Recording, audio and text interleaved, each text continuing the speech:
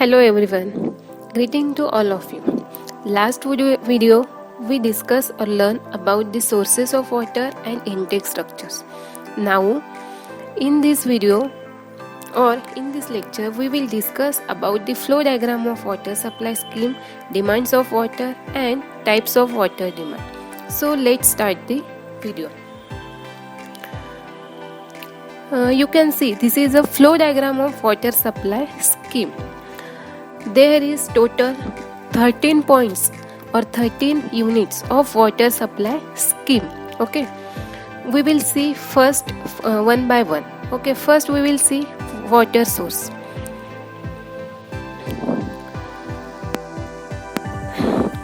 This is the source of water from which water goes to the intake structure. From this water goes to the intake structure. So next we will see intake structure. The function of this or the function of intake structure is to convey the raw water from a surface water to the treatment plant. Okay, then third unit is bar screen. The function of this bar screen is to remove the floating matter or floating material from water. Then fourth unit is pump well, or it is also called as low lift. The function of pump well is to lift the water or to lift the water to flow through the treatment plant by gravity. Okay, then fifth unit is pre-chlorination. The function of this unit is to disinfect the water by the method of chlorination. In this unit, chlorination method is used. Then next unit is coagulation and flocculation. Coagulation means add the chemicals which react with the impurities. Then next unit is sedimentation or sedimentation tank. In this sedimentation tank, dense impurities settles and can be removed. Then next unit is filter unit. The impurities that left after sedimentation can be removed by this filtration or filter unit. Then the next unit is post-chlorination. The process in which additional chlorine as a supplement is mixed in water is called as post-chlorination. Then next unit is sump well. The function of sump well is to store the water after filtration. Then next unit is pump well. It is also called as high lift. The function of pump well is to pump the treated water by large pressure pumps to reservoir of water supply. Then next unit is water storage tank or elevated storage tank. The function of this unit is to ensure the stable water pressure in water distribution system. And the last unit is distribution system. The function of this unit is to supply the drinking water to the individual residences pumping stations. So from this way, water supply scheme started from main water source to the consumer and ends to the distribution system. Okay. Then next point is objects of water supply scheme. These are the various objects of water supply scheme. First one is to make the raw water pure for drinking purpose. Then second one is to remove the harmful bacteria from raw water. Then next is to remove the iron and manganese from raw water. Then next is to make the water potable. And last is to keep all the characteristics of water within the permissible limit. So from this way we can maintain all the characteristics of water and make raw water for drinking purpose. So these are the objects of water supply scheme. Next point we will see is demands of water. It is more essential and necessary to determine the total quantity of water needed for various purposes for a city or town while designing the water supply scheme. The problem of estimating the quantity of water can be properly solved by studying two factors, that is rate of demand and population. So first is rate of demand. What is rate of demand? The requirements of water for various uses and purposes can be properly studied and analyzed so as to estimate the rate consumption per capita per day. And then second is population. Population of town or city should be taken into account so as to serve the more effective water supply scheme. So, for estimating the quantity of water, rate of demand and population are very important factors. Then we will see the types of water demand. These are the various types of water demand. First is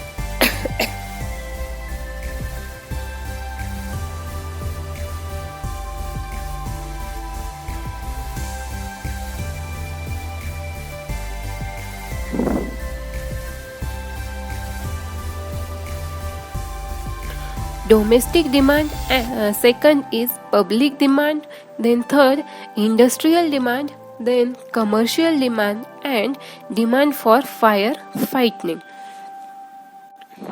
We see first domestic water demand. When the water is required in residential building for drinking, cooking, bathing, washing, gardening, domestic air conditioning, lawn sprinkling, sanitary unit, etc., then it is called as domestic water demand. According to IS 1172-1983, the minimum water requirement of water for domestic consumption is 135 liters per capita per day. The total domestic demand amounts to approximately 55 to 80% of total demand. Under the normal climatic conditions in India, as per IS, the per day per person the water consumption is about 135 liter.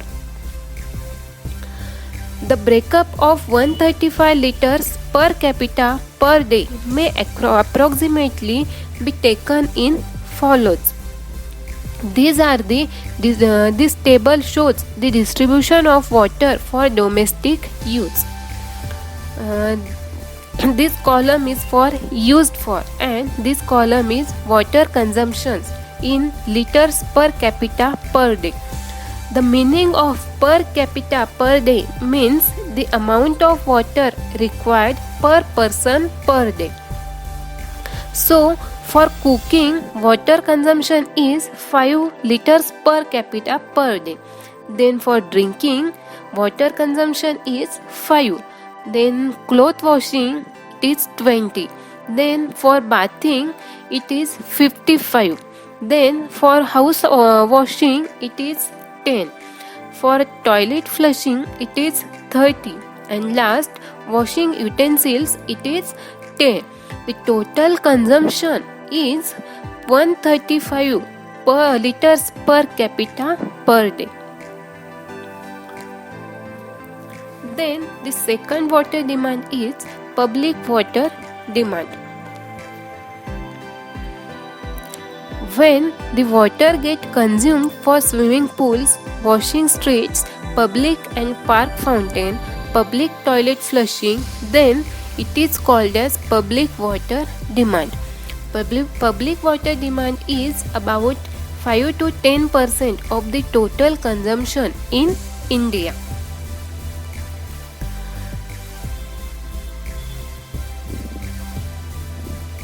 This table shows the water demand for public purpose. These are the purpose and these are the water requirements. Okay.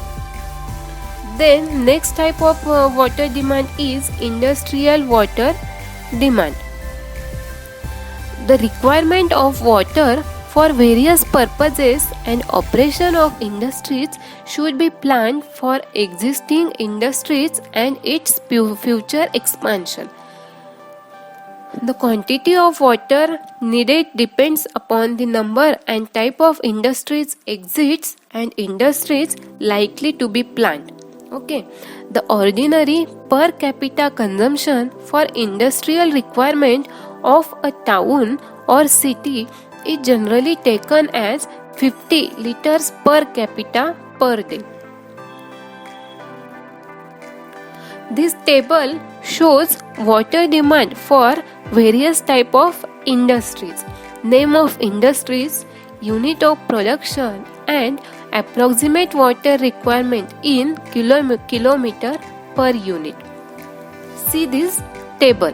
It is used for water demand for some type of industries. Then the next type of demand is commercial and institutional demand.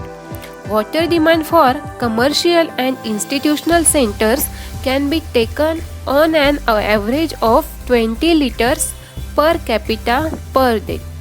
This table shows water demand for public building other than residence as per IS 1172-1963. This is type of building and this is water demand in liters per day. First, offices. For offices, water demand is 45 per head. Then for hostels, it is 135 per head. Then for hostels per bed, it is 180 per head. Then nurses, home and medical quarters, it is 135 per head. Next, gardens and sports ground, it is 3.5 meters square. Then cinemas and theaters, it is 15%. And last, restaurants, it is 70%. Okay. Then the next type of demand is fire demand. The quantity of water required for fire fighting purpose should be easily available and always kept stored in the storage reservoir. Fire is generally caused by short circuit and it affects the serious damage to the properties and life of the occupants. Hence, a provision should be made in modern public supply schemes for fire fighting. Total fire in a year can be small, but the rate of consumption of water at a time for fire is very large. Fire demand is very large and quantity of water has to be supplied immediately to the fire spot. Then these are the various imperial formulas which is used to estimate the water requirement for fire fighting. First formula is Freeman's formula. In this, Q is equals to 1135.50 in bracket capital P divided by 5 plus 10. Then second is Kuchling's formula. Q is equals to 3182 under root of P. Then third is Buston's formula. Capital Q is equals to 5663 under root of P. Then next formula is National Board of Fire Underwriters formula. Capital Q is equals to 4637 under root of P in bracket 1 minus 0.1 under root of P bracket close. In these above formulas, capital Q is capital Q means amount of water required in liters per minute and capital P is equals to population in thousands. Okay, all these formulas are used for calculating the fire demand. Hope you like the information given in this video. Up to this, if anybody have any question or problem, please ask me and complete all the assignments which are allotted within time. Thank you.